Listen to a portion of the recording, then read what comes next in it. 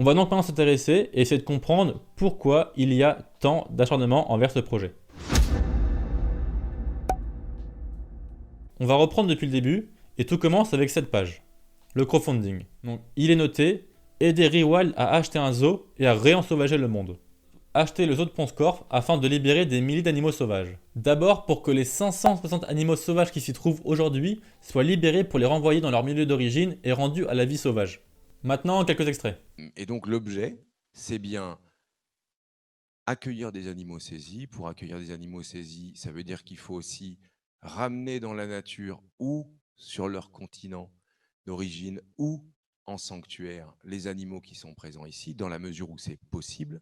L'Association française des parcs zoologiques affirme que le retour à la vie sauvage est rarement possible pour ces animaux issus du trafic. Est-ce que vous leur répondez? Oui, Karine. alors c'est vrai que bon, ces gens-là travaillent dans ce domaine-là aussi. Il y a différents axes sur lesquels il faut travailler. Il y a ceux, effectivement, c'est très difficile de les remettre dans la vie sauvage parce que soit ils sont malades, soit ils sont consanguins. Enfin, je parle de la vie sauvage, c'est-à-dire la nature. Hein, ou alors parce qu'il y a des conflits dans les pays. Enfin, il y a différentes variables et il y a différentes... Enfin, c'est pas toujours facile de les réintroduire. C'est une réalité. J'ai aussi eu un retour d'un soigneur qui est actuellement à Pont-Scorff et qui me dit actuellement, on est totalement au courant que la réintroduction est compliquée pour certaines espèces et même impossible pour d'autres, mais on sait ce qu'on fait. Pourquoi je vous dis ça? Parce qu'on commence à avoir des nuances. Monsieur Pensu nous dit ramener à la nature, ou sur le continent d'origine, ou en sanctuaire. C'est important de différencier la partie sanctuaire où l'animal est nourri, logé, soigné, et où l'animal est libéré dans la nature. Je pense que la communication a été un chouille trop agressive en disant on va racheter tous les animaux, mais au final on sait, je sais, les gens qui gèrent Rewild et tout le monde sait que ils vont pas être relâchés dans la nature, ils vont être mis en sanctuaire.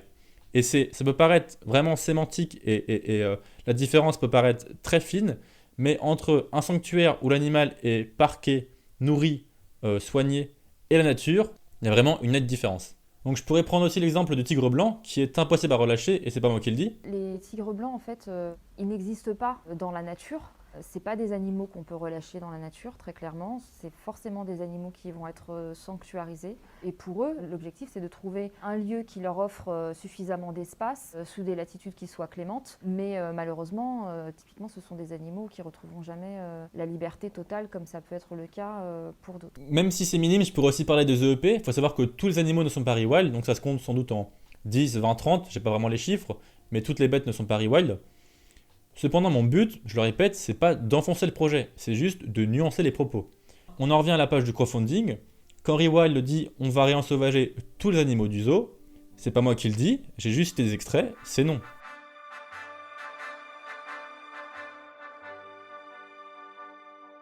La question qui se pose maintenant, c'est pourquoi l'avoir dit s'il savait à l'avance que ça allait être compliqué, voire impossible. Actuellement, dans un monde où si le projet n'est pas vendeur, si on n'a pas de belles phrases, on n'a pas d'argent.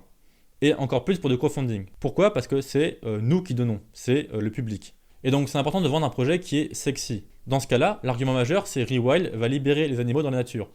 Alors que les soigneurs savent que c'est très compliqué, voire impossible, que Monsieur Pensu le sait aussi, et que tout le monde le sait. De mon avis personnel, je pense que Rewild en a pris un peu plein la tête à cause d'une communication qui est beaucoup trop violente. Ils veulent changer de dogme, je suis bien d'accord, et je leur souhaite. C'est juste que quand tu achètes un zoo, tu rentres dans un moule, avec des collaborateurs, avec l'EASA, avec l'AFDPZ. Malgré les idées louables et malgré leur projet qui est, je pense, excellent, il faut rentrer dans un moule. Et c'est super important. Je pense, à vue personnelle, qu'ils ont été beaucoup trop bruts, beaucoup trop rentre-dedans, beaucoup trop on va faire un virage à 180 degrés et les autres on s'en fout. Et du coup, ils sont mis un peu tout le monde à dos. Si je dois résumer ma pensée, je pense qu'ils ont joué un peu rentre-dedans, mais ça plaît au public. Sur du court terme, c'est une bonne chose, mais sur du long terme, ils vont devoir être en collaboration avec les acteurs. Et je pense que du coup, c'est une mauvaise stratégie. L'avenir le dira.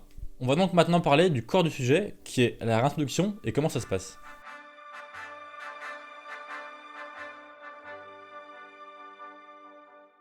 Donc en fait, il faut savoir que effectivement, le processus de réensauvagement, est un processus qui ne met pas des années, mais qui par contre obéit à des contraintes, des normes, à un cadre extrêmement clair. On peut citer quelques exemples de ce cadre-là parce que c'est intéressant.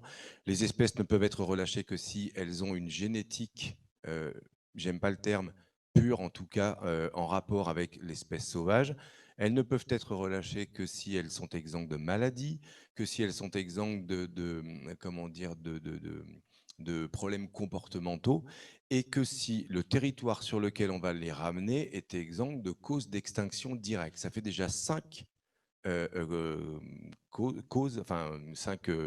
conditions à remplir pour pouvoir relâcher les animaux. Pour ne pas qu'on me dise que j'ai un avis tranché sur la question, je peux vous parler donc du gyapète, du chamois, du l'ours et du lynx en France, qui sont des exemples de réintroduction. On peut aussi citer l'exemple de l'autruche au Mali. Au Mali, l'autruche à l'état sauvage a disparu depuis plusieurs années. On est en train d'agrandir la population en captivité d'abord, et puis ça sera à semi-captivité, et après ce sera sauvage. Ou encore de ces lions venant de cirques d'Amérique du Sud. Ce lion est arrivé avec 32 autres d'Amérique du Sud, où il a passé toute sa vie en captivité. Une ONG de défense des animaux a pris en charge les coûts et l'organisation de cette vaste opération, baptisée Esprit de liberté. Dans ce cas-là, je vous le dis, j'ai tout mélangé et c'est fait exprès. Il faut savoir que le processus final, c'est réintroduire l'espèce dans son milieu. Par contre, tout ce qui est en amont, c'est différent. Donc si on prend 2 exemples aux antipodes, entre capturer un oiseau français d'une population naturelle, puis mis au zoo, puis relâché, c'est en effet assez simple. Par contre, à l'inverse, si on prend l'exemple d'un éléphant qui est né en zoo, donc en captivité, en France, et ensuite qu'il faut le relâcher en Afrique, c'est beaucoup plus compliqué. Concernant notre cas, donc le cas des zoos, c'est sans doute le processus le plus long, le plus compliqué et le plus cher. Un exemple simple parmi tant d'autres, il faut quand même affréter un avion pour transporter un éléphant, ou un groupe d'éléphants, ou un groupe de lions. Et rien que ça, alors c'est un élément vraiment minime, c'est quand même un budget et un temps qui est non négligeable. On continue et je laisse la parole à Monsieur Pensu.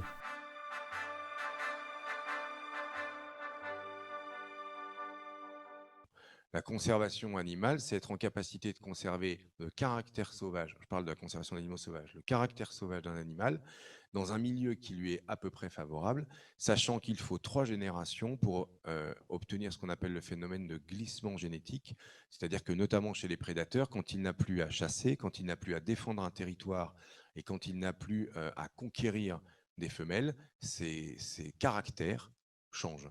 Un autre frein à la réintroduction, ça va donc être la partie génétique. Comme le dit Monsieur Pensu, à partir de 3 générations, on considère que l'animal change, son comportement, ses gènes, et qu'il n'est plus apte, sinon moins apte, à être relâché dans la nature. Donc c'est un concept assez simple qui est notamment lié à l'épigénie. L'épigénie, c'est quoi? C'est quand l'environnement modifie l'expression des gènes. 2 exemples simples pour comprendre. Le premier, ça va être le cas de l'abeille. Il faut savoir que la reine va être uniquement déterminée par son apport en nourriture.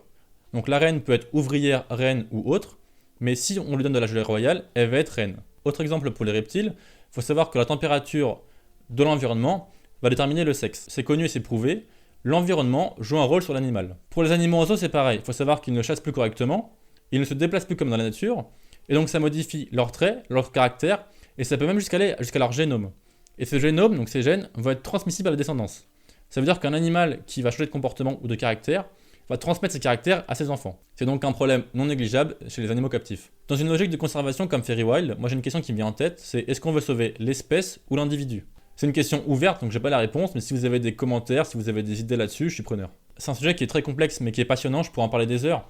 Je pourrais vous dire que plus que la complexité, plus que le prix, plus que le stress pour les animaux, pour les soigneurs, je pourrais vous dire que l'animal meurt parce qu'il n'est pas apte à la vie sauvage, je pourrais vous dire que l'animal meurt parce qu'il se fait tirer par des chasseurs, exemple encore récent du gyapète, je pourrais vous dire qu'il meurt parce qu'il n'y a juste pas de forêt en fait, je pourrais vous dire que la captivité n'est pas si mauvaise pour l'animal.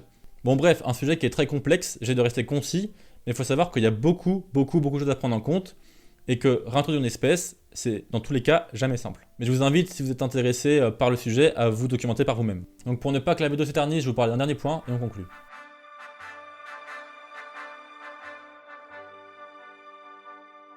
C'est surtout qu'en fait, on est dans un dogme, qui est le dogme de dire qu'un animal qui est né en captivité mourra en captivité. Et ça, on sait que ça n'est pas incontournable, ça n'est pas nécessairement vrai. On a plein d'exemples. Quelque chose qui illustre très bien ça, c'est qu'on a énormément d'animaux exotiques qui sont importés en France, qui sont élevés en France pour la captivité ou pour des particuliers, et qui se reproduisent en captivité et qui s'échappent.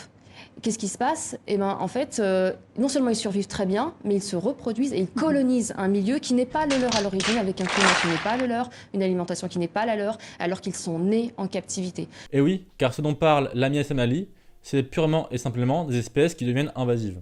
élevons le débat, on va parler du sophisme. Argument qui, partant des prémices vraies ou jugées telles, aboutit à une conclusion absurde et difficile à réfuter.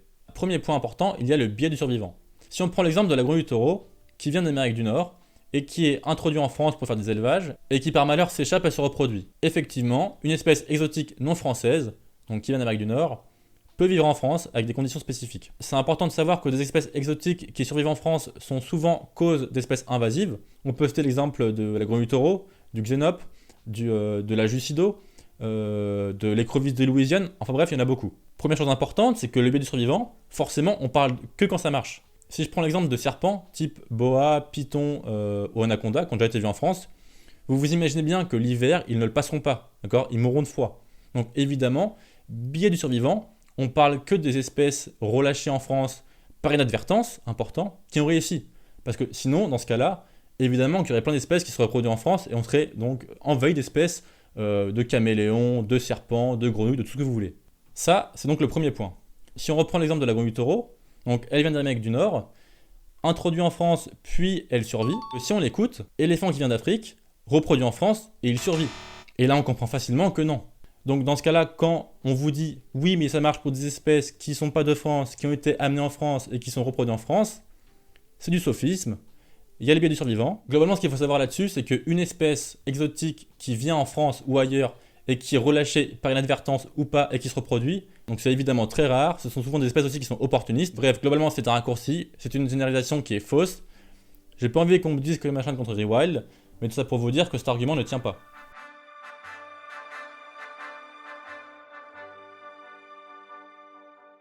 Bon, en conclusion, on voit donc, pour ne pas mâcher mes mots, que c'est quand même un peu le merdier.